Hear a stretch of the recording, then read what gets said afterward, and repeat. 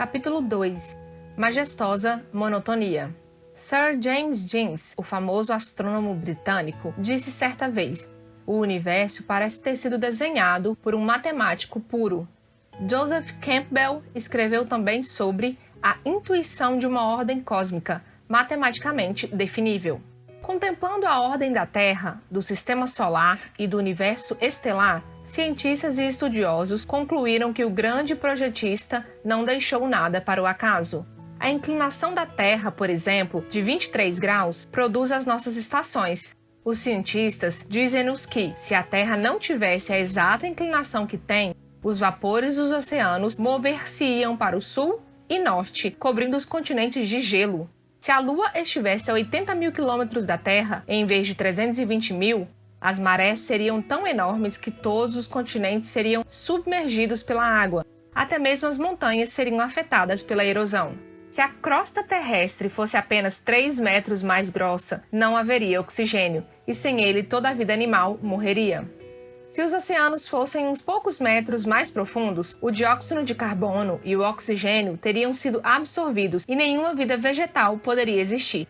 O peso da Terra foi estimado em 6 sextilhões de toneladas. Isso é um 6 seguido de 21 zeros. Ela tem, ainda assim, um equilíbrio perfeito e gira com facilidade no seu eixo. Ela revolve diariamente à razão de mais de 1.600 km por hora, ou 40 mil km por dia. Num ano, isso dá mais de 14 milhões de quilômetros. Considerando o extraordinário peso de 6 sextilhões de toneladas, girando a essa fantástica velocidade ao redor do seu eixo invisível, as palavras de Jó 26:7 assumem significado sem paralelo. Ele faz parar a Terra sobre o nada. A Terra revolve em sua própria órbita ao redor do Sol, percorrendo a cada ano o longo circuito elíptico de 965 milhões de quilômetros, o que significa que viajamos nessa órbita à velocidade de 30 km por segundo, ou 1.800 km por hora. Jó nos convida ainda a meditar sobre as maravilhas de Deus, em Jó 37:14. Considere o Sol. Cada metro quadrado da superfície do Sol emite constantemente um nível de energia de 130 mil cavalos-força. Isso é, aproximadamente 450 motores de 8 cilindros. Em chamas que estão sendo produzidas por uma fonte de energia muito mais potente que carvão.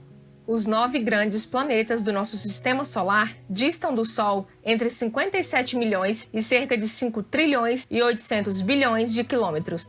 Cada um deles gira ao redor do Sol com absoluta precisão, com órbitas que variam entre 88 dias para Mercúrio e 248 anos para Plutão. Ainda assim, o Sol é apenas uma estrela menor nos 100 bilhões de astros que compõem a nossa galáxia, a Via Láctea.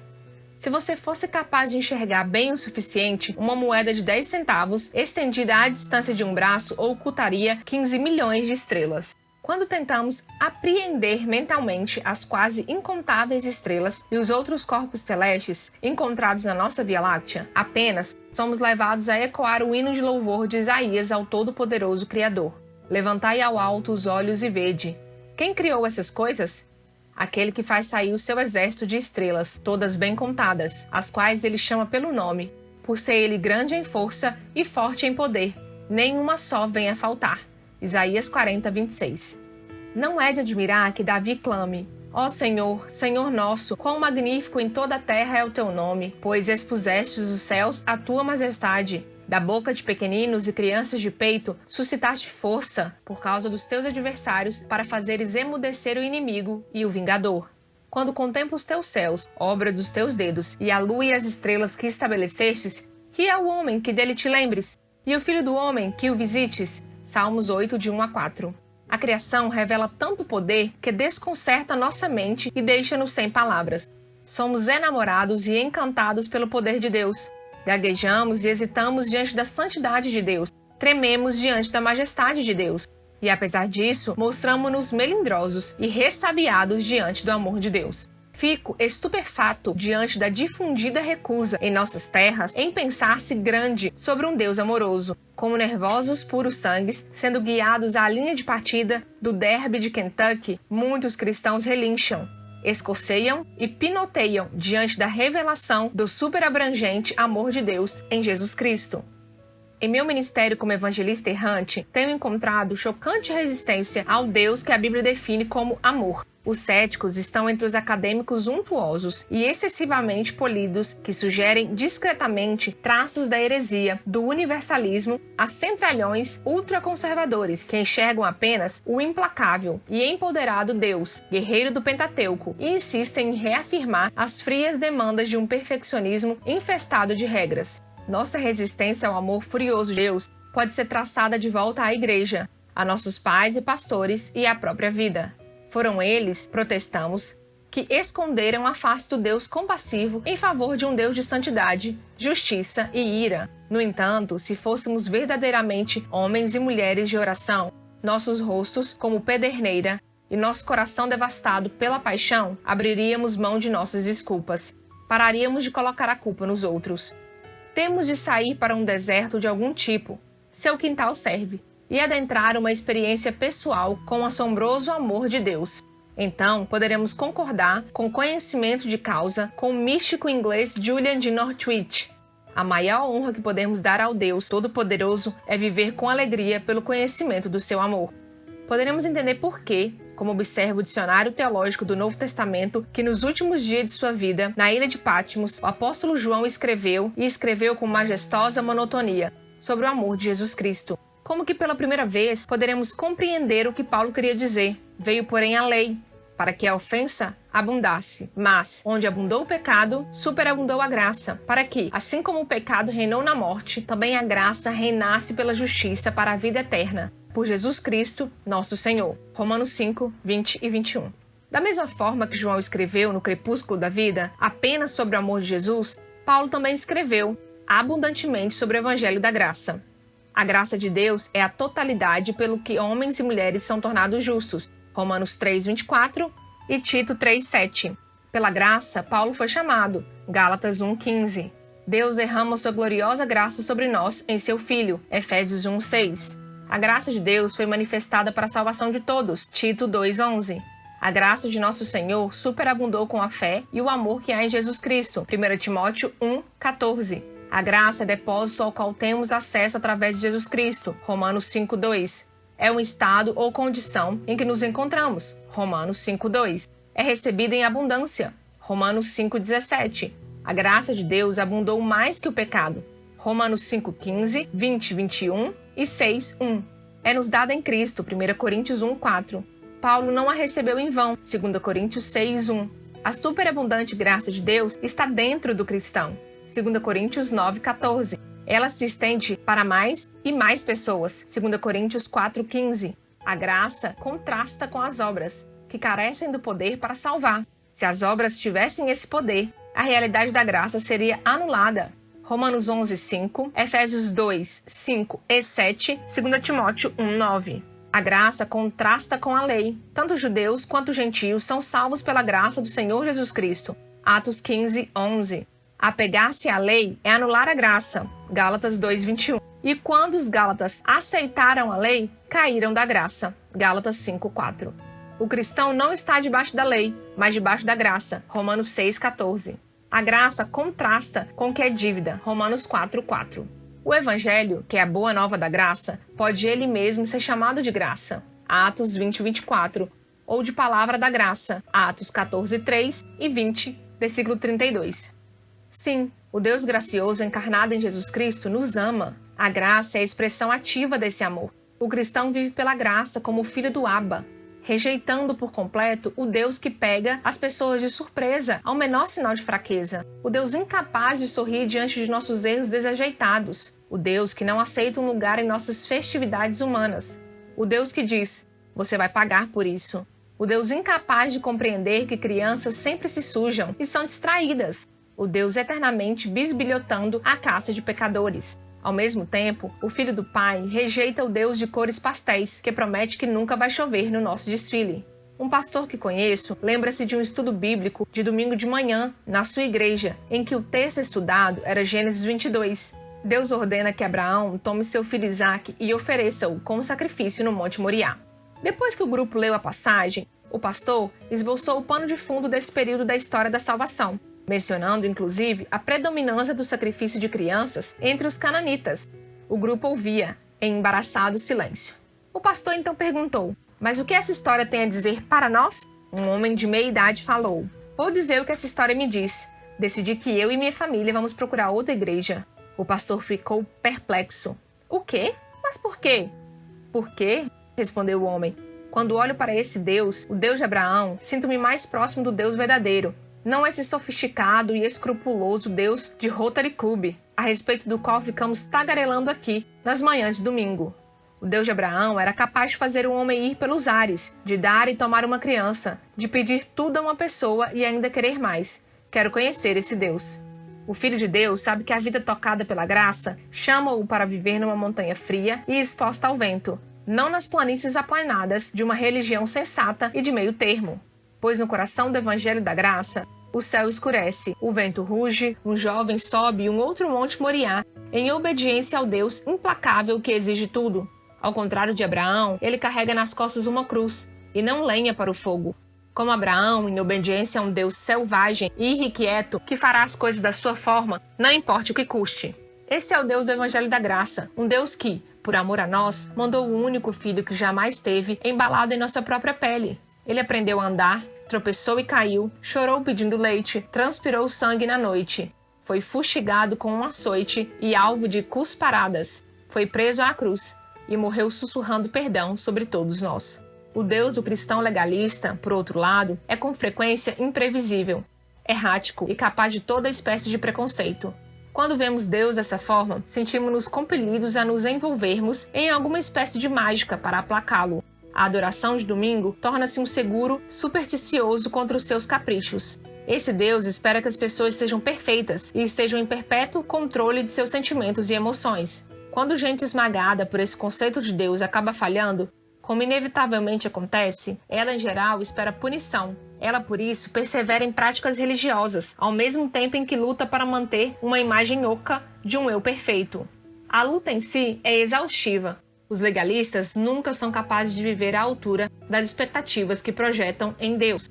Uma mulher casada de Atlanta, com 2 filhos pequenos, disse-me recentemente que estava certa de que Deus estava desapontado com ela por não estar fazendo nada por ele. Ela contou-me que sentia-se chamada para participar de um ministério de assistência que oferecia um sopão, mas hesitava em deixar os seus filhos aos cuidados de outra pessoa. Ela ficou chocada quando eu lhe disse que o chamado não provinha de Deus, mas do seu próprio e arraigado legalismo. Ser uma boa mãe não bastava para ela. No julgamento dela, também não bastava para Deus. De modo semelhante, uma pessoa que pensa em Deus como um canhão à solta, lançando panfletos aleatórios para nos informar sobre quem está no comando, irá tornar-se temerosa, egoísta e provavelmente inflexível em suas expectativas a respeito dos outros. Se o seu Deus é uma força cósmica e impessoal, sua religião será necessariamente evasiva e vaga. A imagem de Deus como um brutamontes onipotente que não tolera qualquer intervenção humana cria um estilo de vida rígido, governado por leis puritanas e dominadas pelo medo. Mas a confiança no Deus que ele ama de forma consistente produz fielmente discípulos livres e confiantes. Um Deus amoroso fomenta um povo amoroso.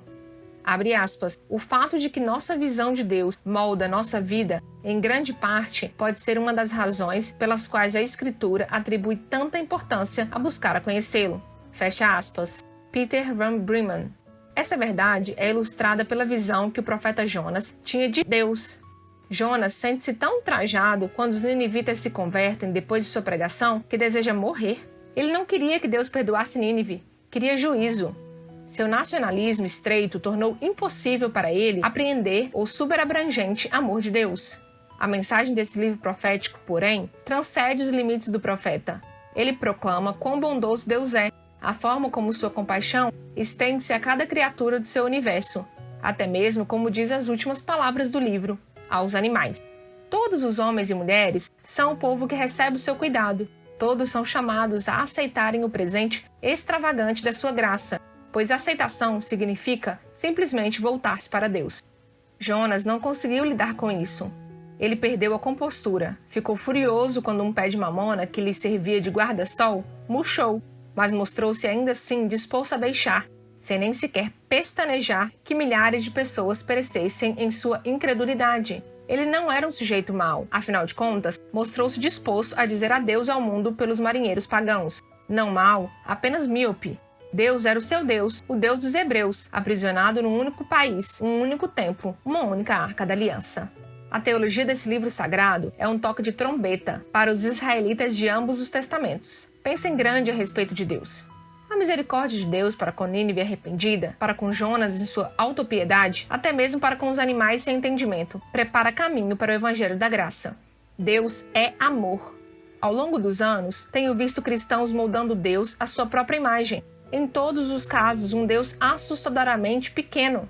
Alguns católicos ainda creem que apenas eles se alimentarão dos pastos verdejantes do céu. Há o Deus que tem uma afeição particular pela América capitalista e tem em alta conta o viciado em trabalho, e o Deus que ama apenas os pobres e desprivilegiados. Há o Deus que marcha com seus exércitos vitoriosos e o Deus que ama apenas os mansos, que oferecem a outra face. Algumas pessoas, como o filho mais velho de Lucas, fazem cara feia e beicinho quando o pai bota para quebrar e serve do bom e do melhor para o filho pródigo, que gastou seu último centavo com prostitutas. Alguns, tragicamente, recusam-se a acreditar que Deus possa perdoá-los. Meu pecado é grande demais. Citação de Walter J. Burgard. Esse não é o Deus da graça que deseja que todos os homens sejam salvos, como está escrito em 1 Timóteo 2,4. Esse não é o Deus encarnado em Jesus e que Mateus veio a conhecer. O Deus que chama pecadores, categoria que, como eu e você sabemos, inclui todo mundo. Isso me traz à lembrança uma cena maravilhosa do conto Revelação, de Flannery O'Connor, baseado no livro da Bíblia. O protagonista é a senhora Turpin, uma mulher farisaica, muito orgulhosa de sua boa disposição, de suas boas obras e de seu senso de decência. Ela tem pouca consideração pelos negros e pelos brancos pobres. Ela odeia os deficientes e os doentes mentais. À noite, na cama, fica se perguntando quem ela seria se não pudesse ter sido ela mesma. Se Jesus tivesse dito a ela antes de fazê-la: há apenas 2 vagas disponíveis para você. Você pode ser uma negra ou então uma branca pobre. Qual dessas? Ela teria se retraído e se contorcido antes de finalmente responder: tudo bem, faça-me negra então, mas não uma dessas maloqueiras. E ele a teria feito uma mulher negra, limpa e asseada, ela mesma numa versão negra. Bem, um dia a senhora Turpin vai ao consultório médico e vê-se cercada pelo tipo de pessoa que ela despreza. De repente, uma jovem com acne atravessa a passos largos a sala de espera, golpeia a senhora Turpin com um livro e tenta estrangulá-la. Quando a ordem é finalmente restaurada, a senhora Turpin, como se estivesse aguardando uma revelação, pergunta: "O que você tem a me dizer?" Grita a moça: "Volte para o inferno de onde você veio, sua porca velha."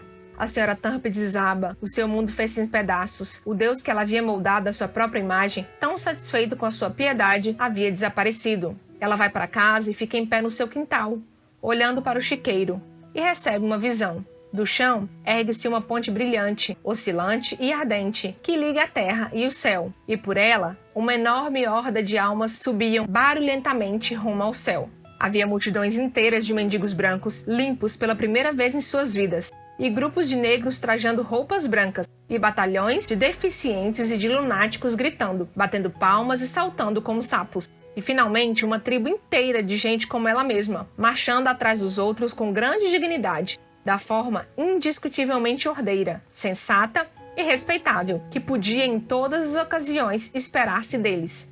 Eram os únicos que cantavam afinado. Ainda assim, ela podia ver pelas suas expressões chocadas e alteradas que até mesmo as virtudes deles estavam sendo desfeitas. A história termina com a senhora Turpin voltando a entrar em casa, ouvindo apenas as vozes das almas subindo rumo aos campos, estrelando e gritando aleluia. Esse conto de Flannery O'Connor. A autora, 1925-1964, morreu de um lúpus incurável e deixou para trás um corpo de ficção, especialmente contos, que tem a estatura de clássicos cristãos. Antes de sua morte, ela disse: "Você encontrará Cristo quando estiver preocupado com o sofrimento dos outros e não com o seu." Talvez haja um traço da senhora Turpin em bastante gente santa. Uma amiga minha disse-me anos atrás que a única coisa que a deixava incomodada a respeito de ir para o céu é que ela não vai poder escolher os que se sentarão a seu lado na mesa do banquete messiânico. Nossa experiência com o amor incondicional de Deus deve ser moldada pelas Escrituras. A palavra escrita de Deus deve apoderar-se de nós da mesma forma que a sua palavra falada apoderou-se de Isaías e de Jeremias, Ezequiel e Oséias. Da mesma forma que a palavra falada de Cristo fascinou Mateus e Maria Madalena e cativou Simão Pedro e a mulher samaritana. A palavra que estudamos tem de ser a palavra que oramos. Minha experiência pessoal com a incansável ternura de Deus não veio da exegese, de teólogos ou escritores espirituais, mas de ficar sentado, imóvel, diante da palavra viva, suplicando que Ele me ajudasse a compreender com minha mente e meu coração a sua palavra escrita. O mero conhecimento acadêmico não pode sozinho revelar-nos o Evangelho da Graça. Não devemos jamais permitir que a autoridade de livros, instituições ou líderes substitua a autoridade de conhecer Jesus Cristo pessoalmente e diretamente. Quando as visões religiosas de outros se interpõem entre nós e a experiência de primeira mão de Jesus, como Cristo, tornando-nos agentes de viagem pouco convincentes que distribuem sem convicção panfletos para lugares que nunca visitaram. Em seu famoso Sermão de Natal de 1522, Martinho Lutero clamou, abre aspas, se Deus permitisse que a minha interpretação e a de todos os outros mestres desaparecessem e que cada cristão pudesse chegar diretamente à Escritura apenas e à pura Palavra de Deus. Percebe-se já, por essa tagarelice minha, a incomensurável diferença entre a Palavra de Deus e todas as palavras humanas. E como homem algum pode, com todas as suas palavras, adequadamente alcançar e explicar uma única palavra de Deus. Trata-se de uma palavra eterna e deve ser compreendida e meditada com uma mente silenciosa. Ninguém é capaz de compreendê-la, a não ser a mente que a contempla em silêncio. Para qualquer um capaz de fazê-lo sem comentário ou interpretação, meus comentários e os de todos os outros não seriam apenas inúteis, mas um estorvo. Vão para a própria Bíblia, caros irmãos, e não permitam que as minhas exposições e a de outros estudiosos sejam mais do que uma ferramenta que capacite a edificar de forma eficaz, de modo que sejamos capazes de compreender, experimentar e habitar a simples e pura palavra de Deus, pois apenas Deus habita em Sião. Fecha aspas. O filósofo Jacques Maritain disse certa vez que o ápice do conhecimento não é conceitual, mas experimental. Eu sinto Deus. Essa é a promessa das Escrituras. Aquietai-vos e sabei, experimentem, que eu sou Deus. Minha própria jornada dá testemunho disso. O que quero dizer com isso é que um Deus vivo e amoroso pode fazer, e de fato faz, a sua presença ser sentida. Pode falar e de fato fala conosco, no silêncio do nosso coração.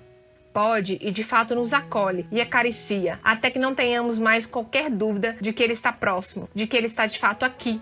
Tal experiência é pura graça para os pobres, para as crianças e para os pecadores, que são os personagens privilegiados no Evangelho da Graça.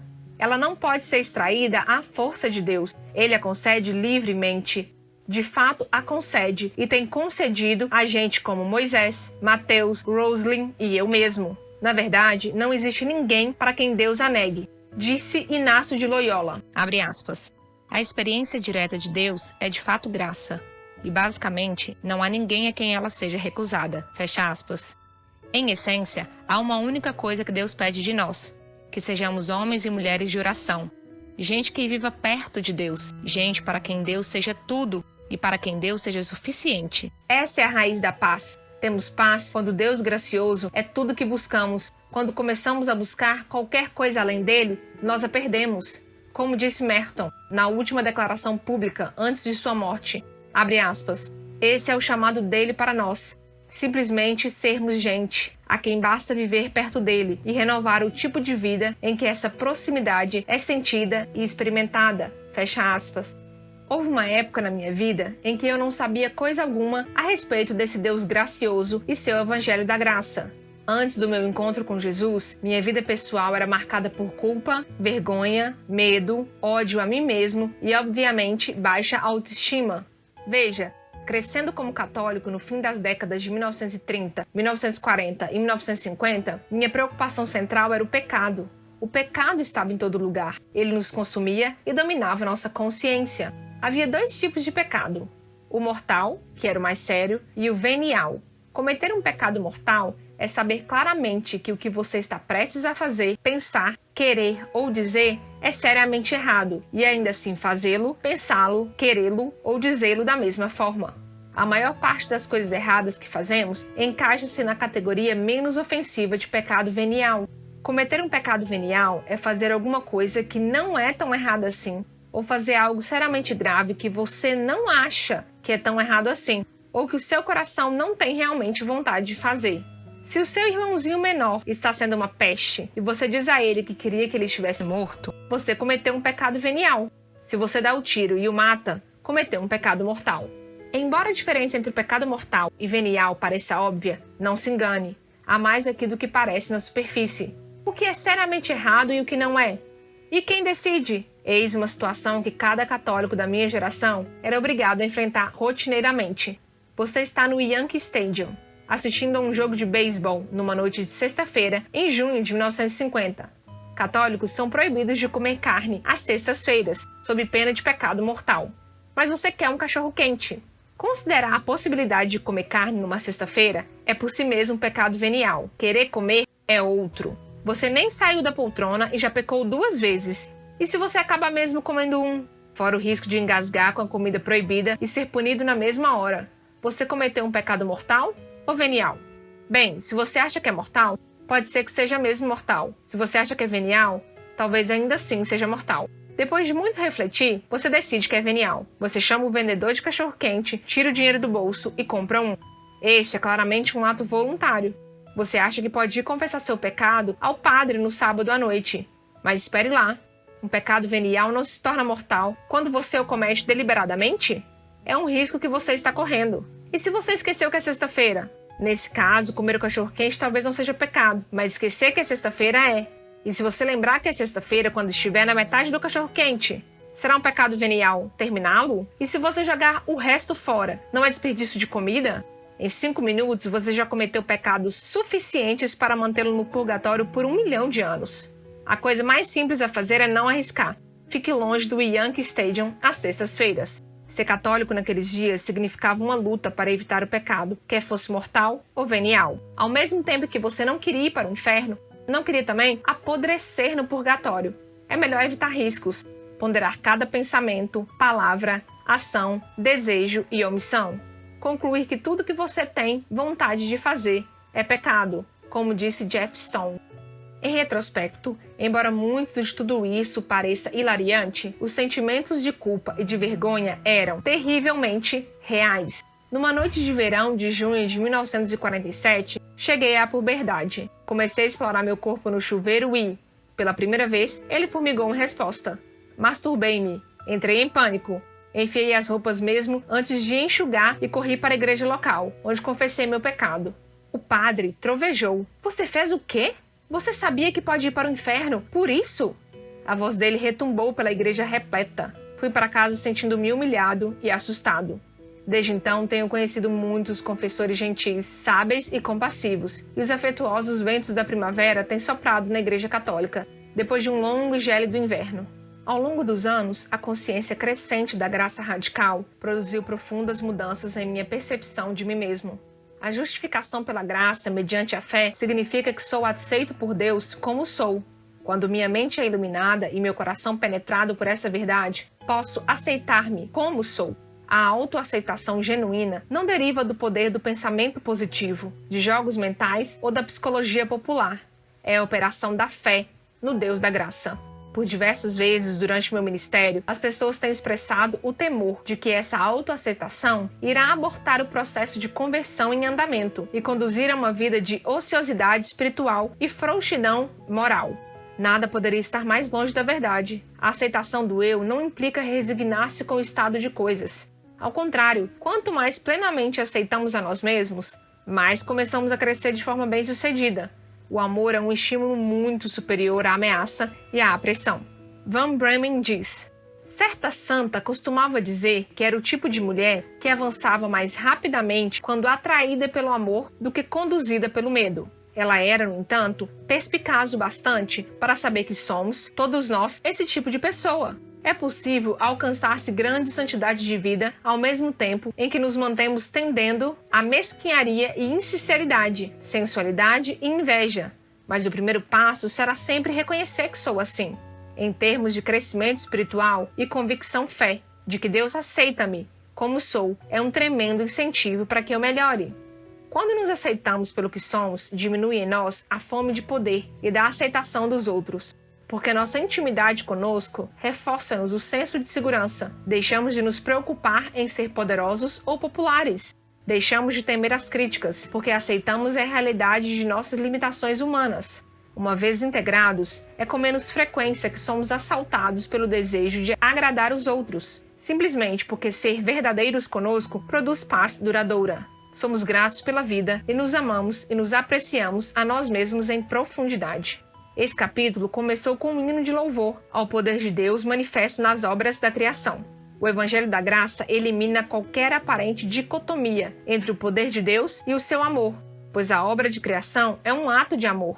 O Deus que lançou das pontas dos seus dedos esse universo repleto de galáxias e estrelas, pinguins e mergulhões, gaivotas e pelicanos, pomerâneos e poodles, elefantes e sempre-verdes, papagaios e carrunchos, pêssegos e peras, e um mundo repleto de filhos feitos à sua própria imagem, é o Deus que ama com majestosa monotonia. Qualquer um que tenha experimentado o amor do Senhor da dança poderá lhe dizer: monótono não é sinônimo de tedioso.